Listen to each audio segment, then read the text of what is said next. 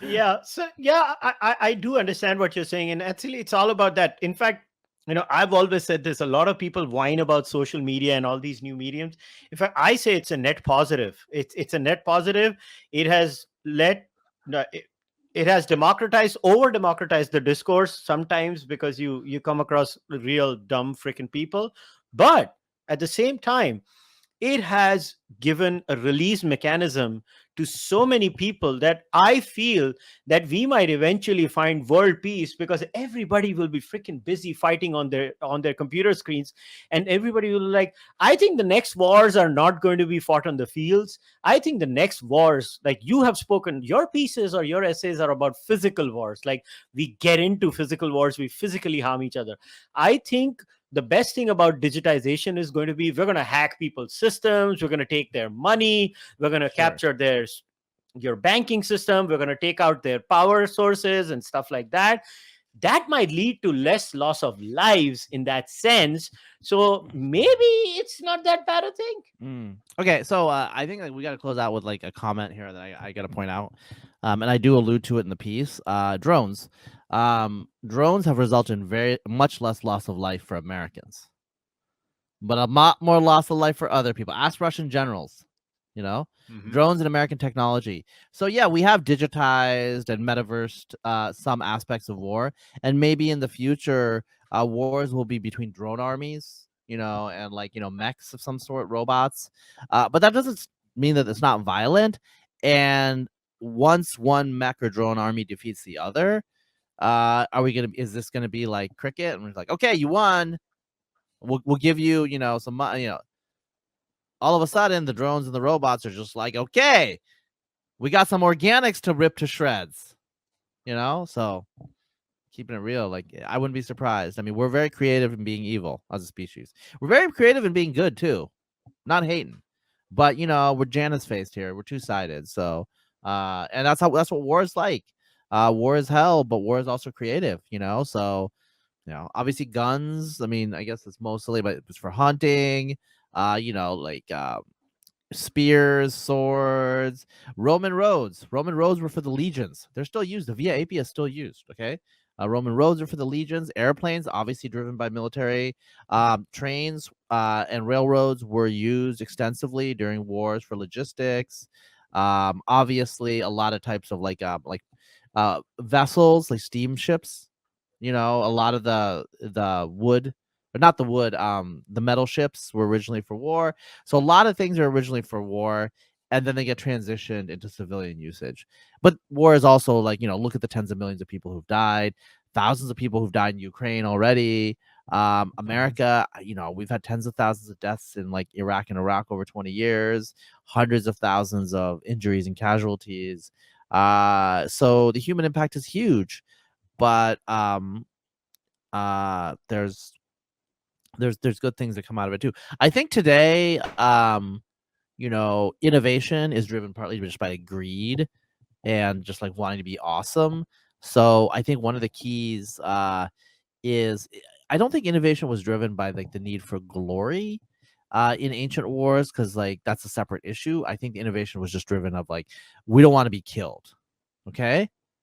That's straight up, I think, what was. But now, there's this need for glory and acclaim that ancient warriors used to get. Now it's just like Elon Musk, like I want to go to Mars, you know.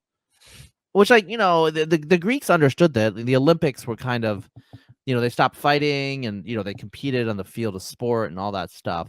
Like the Greeks were into competition, and they understood that there was like a war aspect. There was like, the cities were going against other cities and stuff like that. So if we find substitutes, we'll get that out of our system. And I think we can find other ways to be creative. I think we can find a better way now than the past way to do certain things, right? So like, infanticide was common in almost every society. 2000 years ago, they used to make fun of the Egyptians because the Egyptians wouldn't do that. They would take abandoned Greek babies from the garbage pile that they would put babies on. But now infanticide is relatively taboo. Slavery is relatively taboo. So we can change. John Horgan, the science writer, I mean, he wrote a book that I thought was pretty naive. And I didn't like the fact that he didn't like war, so he didn't like certain theories of the naturalness and inevitability of war. But I liked his idea that we can like imagine a future with no war, because we now have a future or a present where there are slaves around, but they're either off the books or they're a very small number, you know. But slavery was part of human society for thousands of years to various degrees of ubiquity, right? um you know, gender relations in terms of like male female equality, there's all these things that we've just changed in radical ways, and we probably will continue to do that. And so I don't see why we can't imagine a future when war is kind of a taboo thing, you know, just like a nuclear exchange is a taboo thing right now, you know. Mhm. We can abolish war and get rid of it through will, so let's do it. Yeah, I agree with you. Maybe the Russians and the Ukrainians should find the best video game players. They should select a video game and they should just, you know, duke it out, as they say. And whosoever wins the video game wins the war. They should maybe consider Or that our for everybody boxers, else. get champions, boxers have Yeah. a boxing match. And you know, you know what's up, what is you know, the Donbass is at stake. Hmm. That might be So, like that might be like the boxing match to end all. I mean, like, because there's some strong incentives at stake there. yeah, the Russians may not agree to a boxing match because Ukraine has far better boxers right now. Yes. They have Yeah. Alexander Usyk, they have Lomachenko, and they have Yeah. the Klitschko brothers. And Russia's like, Yeah. no, we'll go for the MMA match because they have better wrestlers and mixed martial Okay. artists. So they might have a problem there. But yeah, I like that. So we'll end on that positive note. Razib, buddy, as always, pleasure talking to you. Yeah, man, it was great. All right, guys, we'll end today's discussion. So before we wrap it up, as always, if you go to the description of the podcast, doesn't matter if you're listening to the audio version or watching this video version, I have left the link of Razib's Twitter handle and Razib's Substack. I would recommend each and every one of you to go and subscribe to his Substack. He writes amazingly well. I wish I could write like him. I can't. I just suck at it. He hosts amazing podcasts, especially two particular podcasts that just stood out to me were on immigration. One was pro-immigration, one was anti-immigration.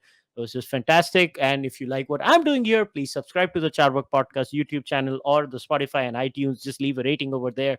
Or you can become a member on YouTube or on Patreon, buy the podcast merch, or support me and send me donations via UPI. I will see you guys next time. Until Wait, then, can they hear me? Can they still hear me? Can they still hear me? Jai Shri Ram. Yeah, Jai Shri Ram. Well, we are recording this on a day where the Har Har Mahadev chant would have been more apropos. So Wait, Har Har Vesak. Mahadev. It's Vesak, right? Vesak, right? The Buddhist no, thing. no. So not only the Buddhist thing. Today, what happened was, so we're recording this on the 17th, right? Or technically, we are on the 17th. But what happened today was, so the court ordered the survey of the Gyanvapi Masjid, and they found a shivling there. So Okay. yeah, so that's Allah that's what Akbar. happened. Yeah. It's all the same to me. guys. All right. On that awesome note, I'll see you guys next time. Take care. Bye bye.